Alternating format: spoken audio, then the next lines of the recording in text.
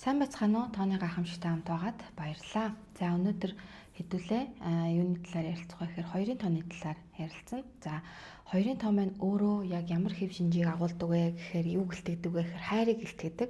Тэгээ ер нь бол хайр гэдээ ярихлаар хүмүүс яг ингээд нөгөө нэг бусдаас хайр авна гэж яриад байдаг. Эхнэрээсээ, нөхрөөсөө, одоо хамтрагчаасаа, за тэгээд үр хүүхдээсээ, гэр бүлээсээ, тэ аав ээжээсээ хайрыг авж ээж хайр гэдэг зүйл ерөөхдөө одоо бүрэн дүүрэн болтгоо би бүрэн дүүрэн болох юм байна гэж ойлгоод байдаг бол тийм юм зүйл нь одоо үгүй юм. Ерөнхийдөө хамгийн эхлээд өөрөө өөрийгөө хайрлаж ээж өөрөө бүрэн дүүрэн хайр болж одоо хуурж ээж дараад нь маш олон хүмүүст одоо хайрыг түгээх гэж ирсэн юм гайхалтай тоо байгаа. Тэгээд ер нь бол яг энэ тооны одоо шинж чанар гэдэг байгаа зүйлийг ерөнхийдөө хүмүүс маань айгүй сайн ойлгож аваасай тий одоо өмнөх подкастн дээр нэгийн тоо өөртөө ихтэй байдлыг бэлэгддэг өөрөө ерөнхийдөө өөрөө итгэл үнэмшил гэдэг зүйлийг суулгаж яж дараад нь яаж нэхэр бусад хүмүүст тэр итгэл үнэмшил гэдэг байгаа зүйлээрээ туслах манлайлах удирдах юм зүйл яваад байдаг. Одоо энэ хоёрын тоо болохоор юу ч үнэ гэхэлэр өөрөө өөрийгөө хайраар дүүргэж ээж гэмээр дараад нь бусад хүмүүсийг хайраар тэтгэж дүүргэх гэдэг зүйлийг одоо ярьж байгаа гэсэн үг юм. Тэгэхээр таны 6 тоон дотор одоо хаана ч хамаагүй те энэ 6 тооны чи алинд нь ч хамаагүй хоёрын тоо хэрвээ байгаа бол анхаарлаа наашаа хандуулаарай. За дотоодын хамгийн ихний тоо буюу дотоодын тоо буюу сүнсний тоо хэрвээ та хоёрын тоотой байвал ер нь ямар үе сэтгэл ханамжтай аз жаргалтай одоо байдлыг одоо мэдэрдэг вэ гэвэл ер нь бол та бус өөрийгөө хайрлаад дараад нь бусад хүмүүсийг хайрлаж байхдаа сэтгэл одоо маш гоё ханамжтай одоо амьдардаг. Тэгээд амгалан тайван орчинд байх үедээ аз жаргалыг мэдэрдэг. Тэгээ өөрийнхөө зүүн совинг ашиглаж чадсан үедээ асуудлаа одоо зөв шийдэж чадсан үедээ за тэгээд өөрийнхөө тухтай дуртай тэр газар тэгээд гоё хөгжмийг сонсож чадсан үедээ за тэгээд маш гоёор сайн хүмүүсийг уулзуулж учруулсан үедээ одоо ингээд гүүр болж чадсан үедээ сэтгэл ханамжтай амьдардаг байх нэ. Ер нь бол дотоод хүн нь бол бусдад хайр түгэх гэж одоо бусдыг эвлэрүүл нэгдэх гэж ирсэн гэж одоо ойлгох хэрэгтэй. Тэгээд ер нь бол ийм дотоодын тоо маань өөрөө маш нууцлагдмал тоо байж байдаг. Тэгээ ер нь бол яг бусад хүмүүст яг энэ зүйл нь харагддаггүй. Тэгээд өөрөө ч гэсэн яг энэ зүйлээ тодорхойлж ил болоо гаргаж ирээд би яг ямар үед хизээ хаана хинтээ юу хийж яхад аз жаргалтай байдаг вэ гэдгээ тодорхойлоогүй цаг мөчт одоо энэ дотоодын тоо гэдэг зүйл идэвхжиж ирдэггүй. Тэгэл яагаад ч цаанаасаа л нэг юм дутуу байгаад нэг л мэдгүй одоо надад гэр бүл нь байна, мөнгө төгрөг нь байна, ажил албан байна. Надад бүх зүйл байгаа боловч нэг л зүйл дутуу байгаад байна л гэж бодож байвал дотоодын тоо гэдэг зүйлийг зөв ашиглаж одоо чадаагүйгаасаа болоод ерөнхийдөө яг бид нар юм дутуу зүйлийг мэдрээд байдаг. Тэгэхээр ер нь бол таны тоон дотор биш хамгийн ихний одоо таны тоон дотор чинь ямар ч тоо байсан гэсэн тэр одоо яг тэр дотоодын тоо гэдэг зүйлээрээ амьдарч ээж гэмээр та бүрэн дүүрэн зүйлийг сэтгэл ханамж гэдэг зүйлийг мэдэрдэг байх нэ. Тэгэхээр хэрвээ таны тоон дотор тооны хамгийн ихний тоо буюу дотоодын сүнсний тоон дотор одоо хоёрын тоо хэрвээ одоо байршиж байгаа бол хоёрын тоо байгаа бол өөрөө өөрийгөө хайрлаад дараад бусад хүмүүсийг хайрлаад бусад хүмүүсийг гүйрлэж холбож тийм таатай байдлыг одоо бий болгоснороо та бүрэн дүүрэн сэтгэл ханамжийг мэдэрдэг байх нэ.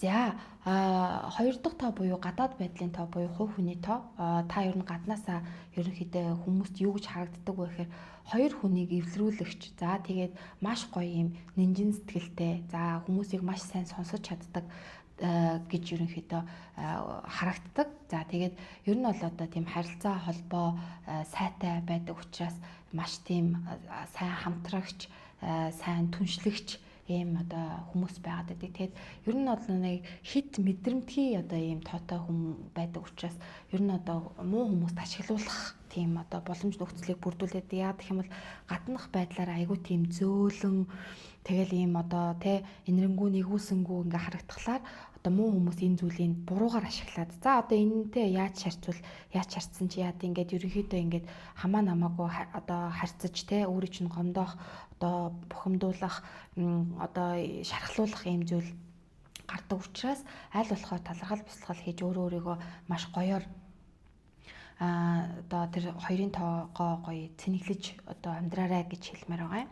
За 3 дахь тоо нь болохоор хувь тавилангийн тоо гэж яриад байгаа. Хувь тавилангийн тоо нь ерөнхийдөө 35 наснаас дээш ер нь үйлчилж эхэлдэг. Та өөрийгөө хайрладгүй, халамжладгүй, өөрийнхөө төлөө одоо бат зогсож чаддгүй байвал ерөнхийдөө хувь тавилангийн тоо хэрвээ та хоёртой байвал одоо маш ихээр таны амьдрал нөлөөлж гарч ирнэ. Яагаад гэх юм бол орчлон ертөнцид таныг өөрийгөө хайрлаач, өөрийнхөө одоо сайн сайхны төлөө амьдраач, өөрийгөө номерт 1 тавиач гэдэг үүднээс ерөнхийдөө хүн болоод нөхцөл байдлаар таныг одоо шархлуулах, гомдоох тийм хүмүүсийг ерөнхийдөө амьдралд чинь байнга татаж оруулж ирж гаргаж таныг ингээ гонсойлгодог.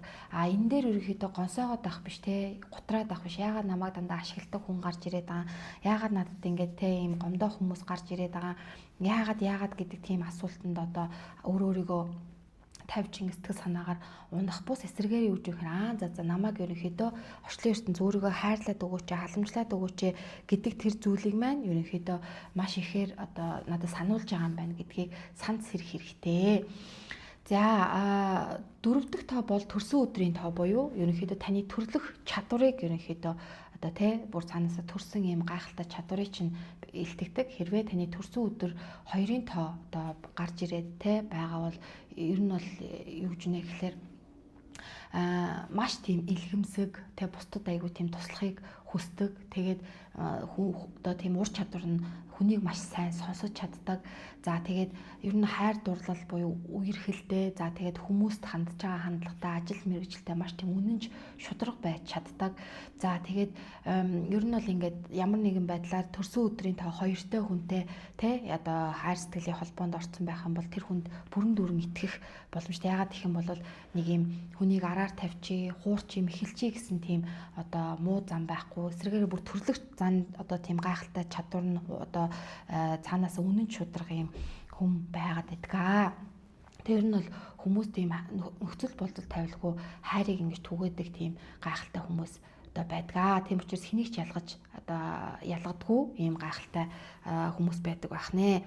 За 5 дахь тоо нь амьдралын зорилгын тоо гэдэг байгаа. Амьдралын зорилгын тоо бол ерөөсөө бидний шүтэж явах тоо. Хэрвээ таны амьдралын зорилгын тоо буюу төрсөн он сар өдрийн хооронд нь бүгднийг нэмээд 2-ын тоо одоо гарсан байгаа тохиолдолд 2-ын тоог нэгдүгээр шүтэж явна. 2-ын тоог ер нь бүхий л зүйлдээ ашиглаж чадах юм бол танд ийм од гэдэг зүйл маань ерөнхийдөө байнга дагаж явж идэг ийм зүйл байгаа учраас амьдралын зорилгын тоо 2-той хүмүүс байх юм бол ерөнхийдөө 2-ын тоог одоо ивэл тоогоо шүтэж явах тоогоо гэж одоо азийн тоо гэж бас бодож яваарай гэж хэлмээр байна. Тэгээд ер нь бол ингээд амьдралын зорилгонтой 2-той хүмүүс яаж ийнэ гэхээр хажуудаа нэг гайхалтай тийм үнэнч, шудраг, найз нөхөд байд юм уу, эсвэл хайртай хүн байд юм уу, ямар нэгэн гайхалтай юм хүмүүс эргэн тойронд хүрээлж явах юм бол эндээс маш гоё аз жаргал тэгээд өөртөө өгөх урам зориг нь тэтгэгдээд ингээд явж идэг. За тийм учраас юу гэж үнэ гэхээр би одоо энэ 2-ын тоотой хүмүүст юу гэж хэлдэг вэ гэхээр тэртээ тэргүй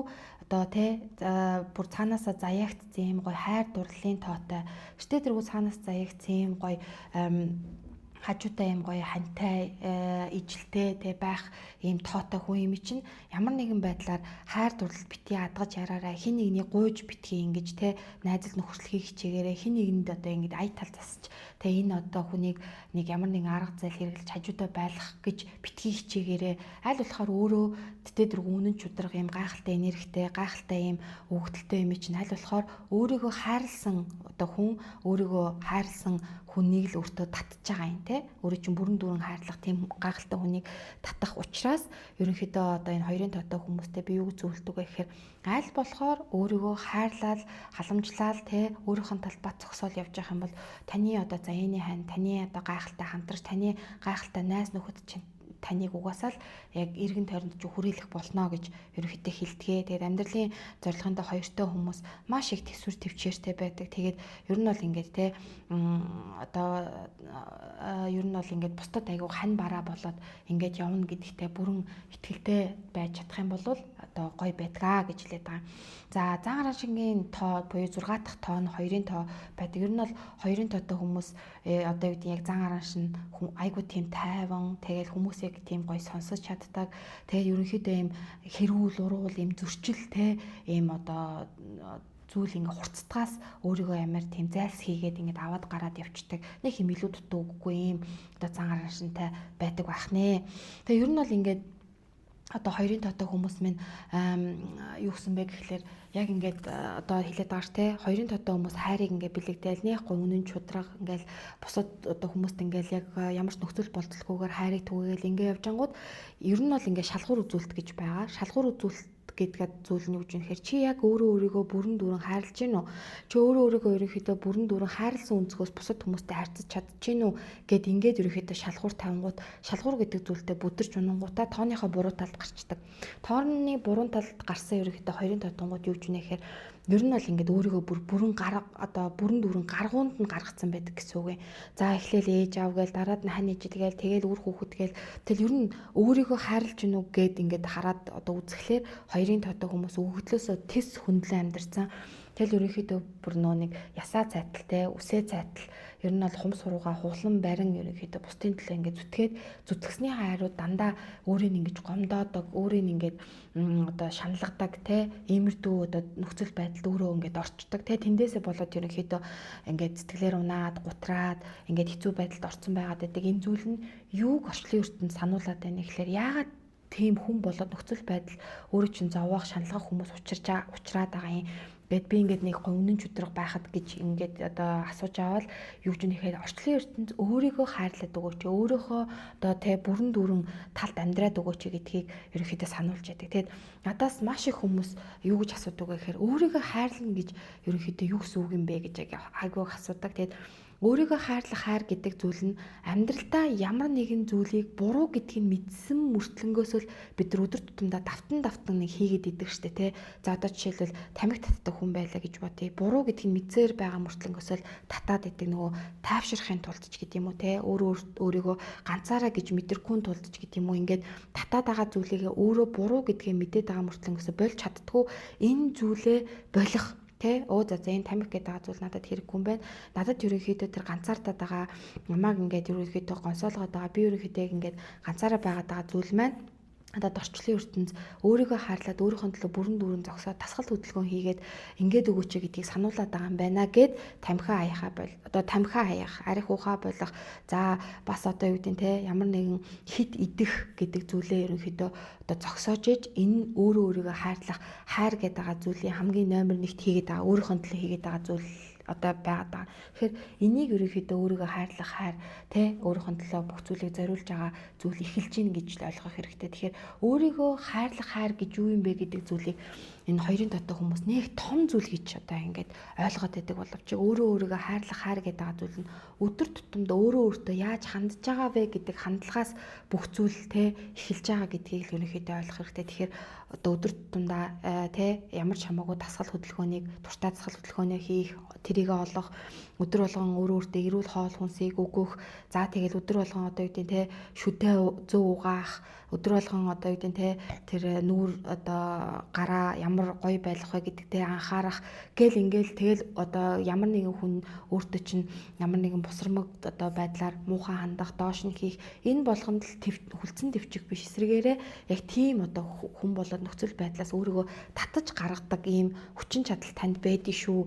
Тэгээд өөрийгөө хайрлах хайр гэдэг маань одоо тэ өөрийгөө хайрлсан хүнтэй угаасаа бусад хүмүүс ч гэсэн яг ингээд нөгөө нэг энерги чинь мэдрээд хайрлах өнцгөөс хандах учраас хин нэгэн одоо би энэ хүнд ингээ муухай зан гаргачвал яана энэ хүнд үгүйгээ хэлжүүл ингүүл яана гэдэг тэр бодлоо авч хаяад өөрийнхөө дуртай зүйлийг дуртай одоо газраа дуртай одоо сайн сайхан одоо нөхцөл болцлыг бүрдүүлэх энэ зүйлийг л өөрийгөө хайрлах хайр эхлэл тавигдж байна гэдгийг л ойлгох хэрэгтэй. Тэгэхээр өөрийгөө хайрлах хайр гэдэг зүйлийг том зүйл гэж одоо харахаас илүүтэйгээр өөрийгөө хайрлах хайр гэдэг маань одоо яг тэ өдөр тутам хийж байгаа үйлдэлээс минь эхлэх юм байна гэдгийг айгуу сайн ойлгоорой л гэж одоо хүсмээр байна. За тэгээд ерөнхийдөө энэ одоо мэдээллийг маш гоё эмх зэгттэй тэгээд дэлгэрэнгүйгээр одоо шивүүлж авахыг хүсэх юм бол тооны гайхамшиг одоо хуудасаар дамжуулаад одоо энэ болгоныг шивүүлээд авах бүрэн боломжтой одоо байдаг шүү гэж хэлмээр байна. Тэгээд хоёрын тооны тайлбар танд таалагдсан байхаа гэж найдаж байна. Тэгээд дараагийн дугаар хүртэл түр баяртай.